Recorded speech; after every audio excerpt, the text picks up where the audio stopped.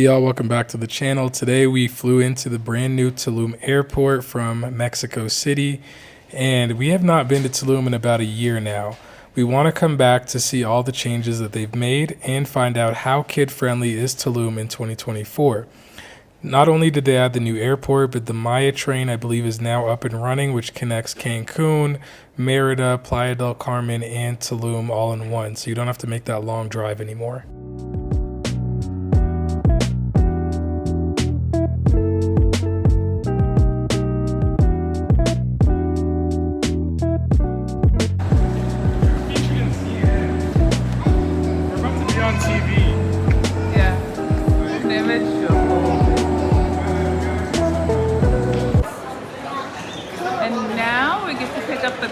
That Justin reserved ahead of time, but once more, this airport is just so dope. It's beautiful, it's well designed, and it still smells.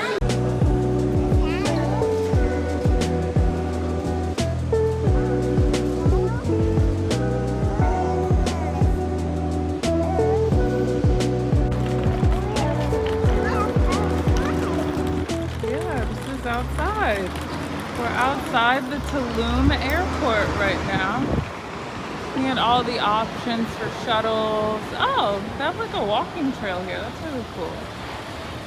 And then we're on the way to pick up the car that we rented. And there she is. Our baby for the week. So this way we'll be able to get out and explore and do everything that we want to do. I'm hoping that on this trip we have time to add to Bacalar because we haven't gotten to do that yet. And then of course we brought Zay's booster seat. We've had this for some time. And then we have the car seat for Whitley, who's currently, what are you doing in the front? Are you driving? Zay, Whitley's gonna drive. Do you feel safe? Are you gonna drive? No, I value my life. So one thing to note is that Tulum Airport is about a 40-minute drive from Tulum downtown. So that is one thing we did not know. I thought it was going to be like a 5-minute drive to town, but it is a straight shot. It is a scenic route. You can pretty much follow the signs to get you to town. GPS is a little bit spotty, so if you do plan to use like Waze or Google Maps, just make sure you map yourself ahead of time because as we know, internet is not the greatest in Tulum. We are staying in Aldiazama and it's time to get some dinner. So we drove ooh, you smell that? Who's blowing it down? Good grief. Oh. But we're going through Aldiazama, finding somewhere to eat. We're returning to somewhere that we've been before over here simply because they have a trampoline. You know who likes trampolines? This one likes trampolines. So this is what we're doing for dinner. Yeah, jump. Yeah! Yeah, go. Yeah. Got a little dinner. Yours looks good. The salmon, quinoa, and grilled veggies. Xavi, you have the margarita, and I went with a shrimp Caesar. Oh, nothing. Just casually trying to find the Airbnb. Hey, puppy. There are a fair amount of stray dogs here, but I think this is like one of those things where it's very much like this is what Tulum looks like. And we see like, you know, the beach clubs and the restaurants and the boho chic. But ultimately, like, it is still very much a city that is like developing. There very much is still like a local population here. And a lot of like off the beaten path looks just like this. It's very unpaved and like just very authentic. So today we are going to go to the beach, probably have some breakfast. The place I was looking at is called Ziggy's Beach Bar or Beach Club. Ziggy's. The reason I want to go there is because it looks like they open really early, like 8 a.m. A lot of the other ones aren't open until 10 a.m. So How do you feel about that? Feel good? Good. No, just hot. Zay. Baby, it's Hey. looking good. Buenos dias. Tell me what you're wearing.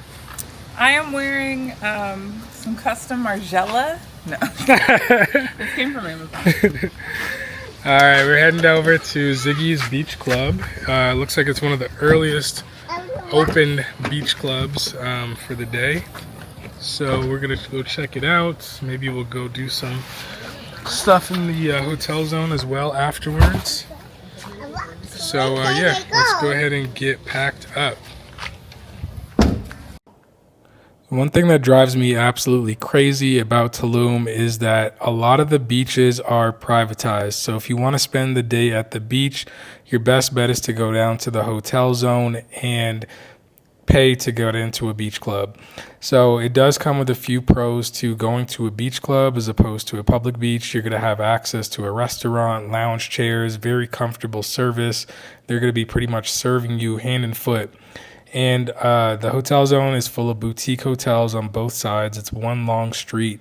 Most people are getting around by taxi, by car, by ATV, or by scooter.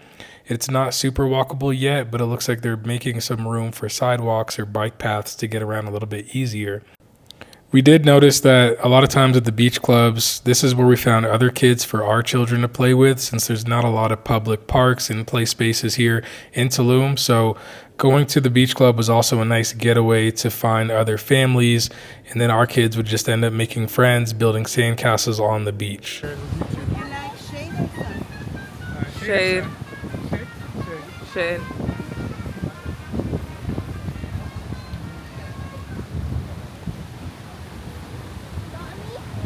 Mande. Yeah, it does. So you would just block the entrance of the hole and try to get back? I guess that's what I said, but that's not what I meant.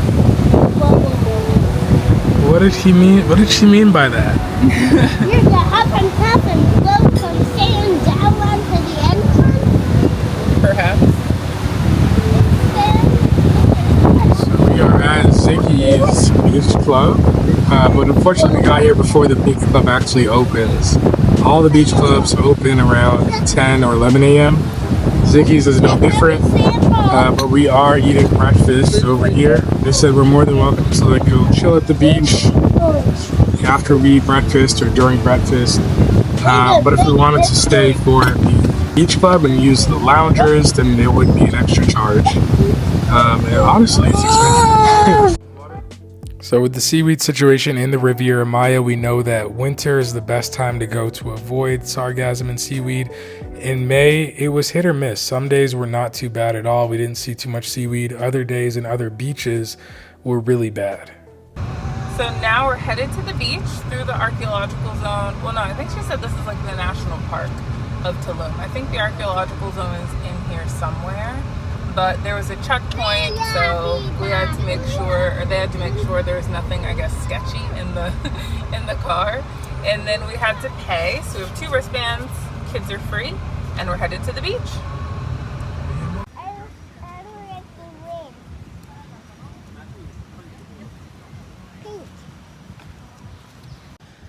So, like silly people, we actually don't have any cash on us, which made finding parking a little difficult, but we got to Playa Paraiso, so there's like a restaurant, a beach club here, and we were able to park, and y'all look at this! I want to go to the beach club. We're at the beach. This is the beach club, Whitley. Yeah, isn't it nice?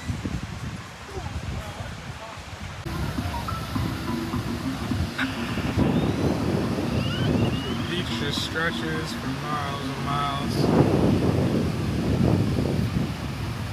So we made it to a fantastic beach club. This is Playa Paraiso, I believe. If I'm not saying it correctly, correct me in the comments. But this place is truly amazing. I mean, there is a little bit of seaweed down at the beach. We've showed you all that earlier. But aside from that, the water is crystal clear. And the beach club is large. I'll just give you like a little walkthrough. We paid 500 pesos just to really get in and have a seat. And then what you choose to order is optional. But they have a huge menu of food, of drinks. Our son ordered some chicken and rice and beans, and honestly, it was really good. So the staff is amazing. They come and offer you service right away. There's a little store over here that has bathing suits, beach toys. We've got beach bucket and shovel and stuff like that for them to play with, little volleyball net. And we got to park for free as well. There are a few vendors on the beach coming up trying to sell you massages, trying to sell you boat tours. So if you do want to do some stuff like that, you can definitely get into some of the excursions that they offer. But they're not aggressive, they're not really pushy at all. And I really, really appreciate that. So I think they did a great job with this beach club. We were driving around for a little bit and found this place. It's located in the archaeological zone here in Tulum. And man, this is paradise. This is what it's all about. I think honestly, aside from Cozumel, this is probably one of the better beaches that we've seen. Once you get down to the water, it's like breathtaking.